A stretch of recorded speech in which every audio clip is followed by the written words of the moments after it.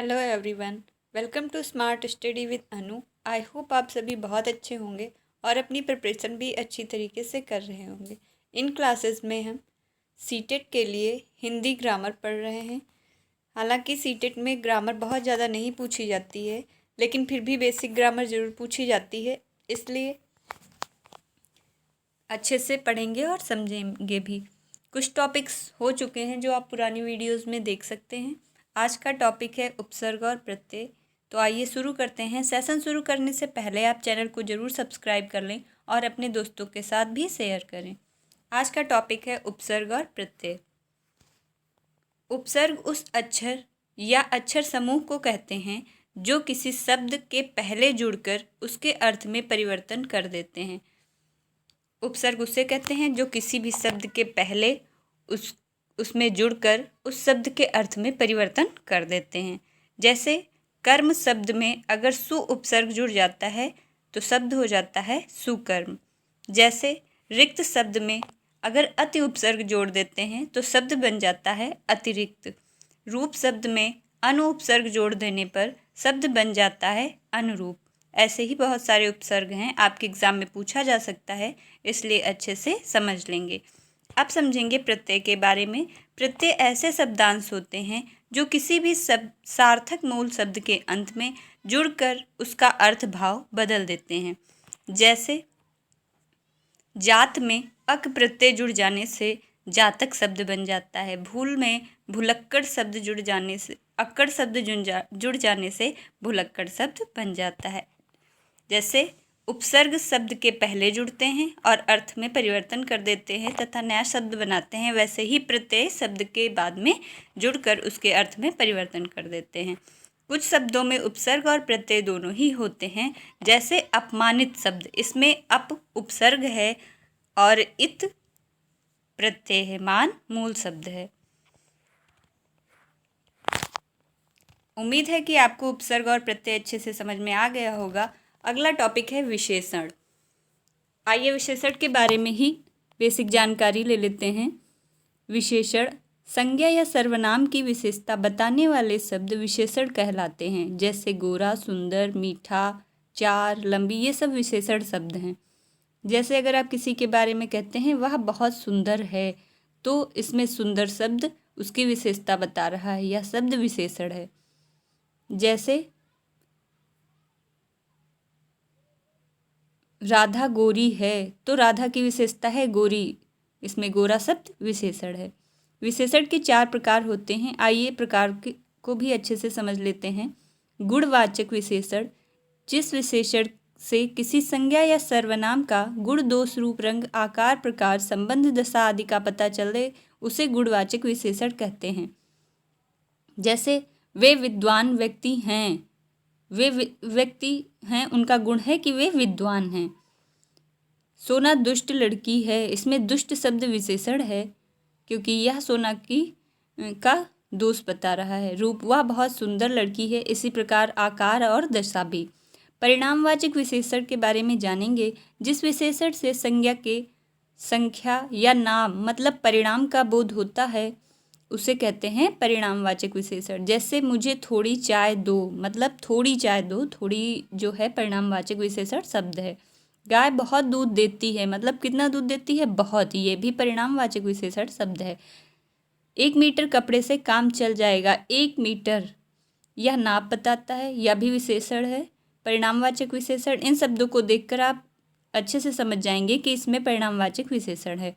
अगला है सर्वनामिक विशेषण। सार्वनामिक विशेषण, इसमें सर्वनाम के विशेषण की तरह प्रयोग किया जाता है। इसमें मतलब सर्वनाम को ही विशेषण की तरह प्रयोग किया जाता है।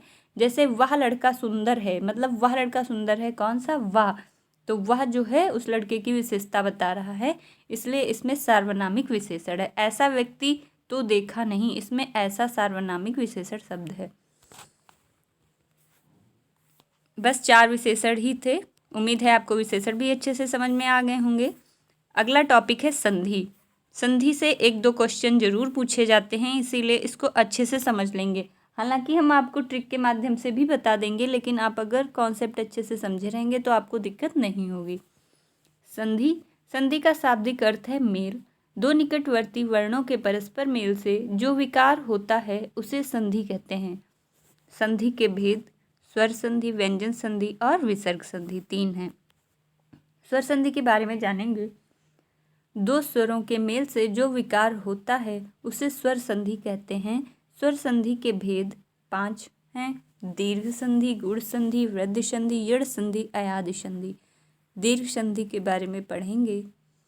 एक ही स्वर के अर्थात स्ववर्ण स्वर के दो रूप, चाहे हार्स हों या दीर्घ हों, एक दूसरे के बाद आ जाएं तो दोनों जुड़कर दीर्घ संधि हो जाते हैं। जैसे आ जुड़ने के बाद आ जुड़ने के बाद आ, जैसे छोटा और छोटा जुड़ने के बाद बड़ा। तो आइए कुछ एग्जाम्पल्स से समझते हैं।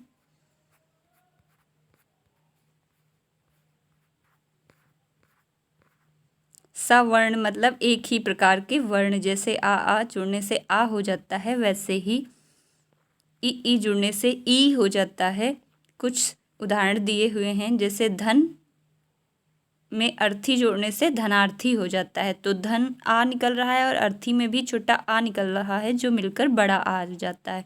इसी तरह है पुस्तकालय, विद्यार्थी, महात्मा, धनार्थी, कपीस, जैसे इसमें कपि प्लस ईस कपीस शब्द बन गया। महेंद्र, रजनीश, ये आप पढ़ लेंगे एग्जाम्पल इसके। जैसे वधु उत्सव, इसमें में भी उ और उ जड़ के ऊ हो गया है।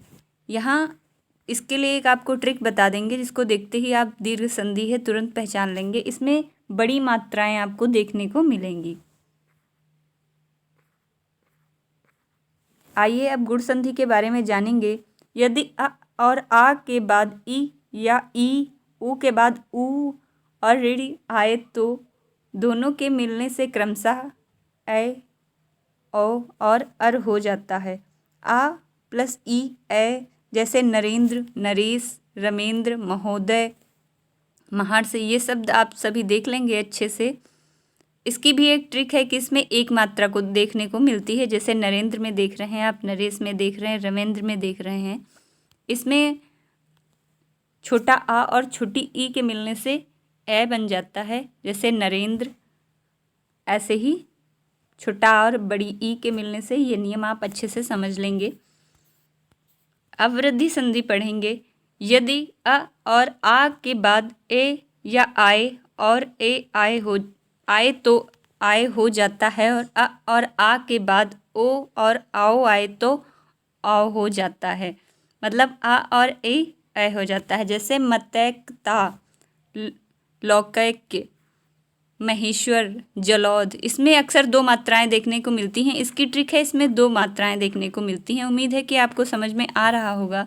अगला है यण संधि। इसमें ई उ और ऋ के बाद भिन्न स्वर आए तो ई या ई का या, उ और ऊ का व तथा री का रा हो जाता है। साथ ही बाद वाले शब्द का पहला वर्ण जुड़ जाता है।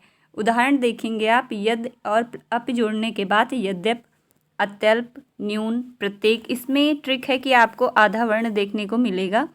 अयादि संधि के बारे में जानेंगे। यदि ए आए ओ आओ स्वरों का मेल दूसरे स्वरों से हो जाए तो ए का अय, आए का आय, ओ का अव, आओ का आव हो जाता है। जैसे ए आ अय चयन, और वैसे ही नय और अक जुड़ने के बाद नायक, पव प्लस अन जुड़ने के बाद पवन। इसमें ट्रिक है, ए आए ओ आओ की मात्रा देखने को नहीं मिलती है। आज की क्लास में हम इतना ही पढ़ेंगे। उम्मीद है आपको पूरी क्लास अच्छे से समझ में आई होगी। अगर आई है तो कमेंट में ज़रूर बताएं और अपने दोस्तों के साथ भी ज़रूर शेयर करें और चैनल को सब्सक्राइब भी करें। Thank you.